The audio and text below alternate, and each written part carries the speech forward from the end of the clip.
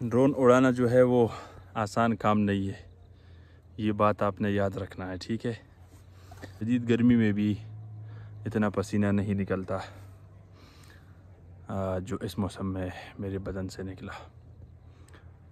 इस वक्त मेरा कंडीशन और मेरा तबीयत जो है वो बहुत ख़राब है, क्योंकि मैं एक ऐसी पहाड़ में फंस चुका हूँ।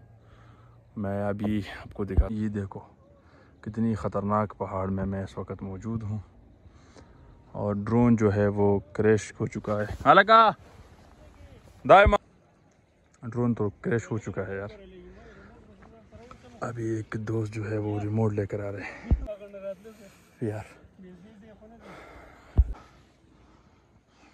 मामूली सी गलती की वजह से आप नीचे जा सकते हैं सीधा दरिया सन।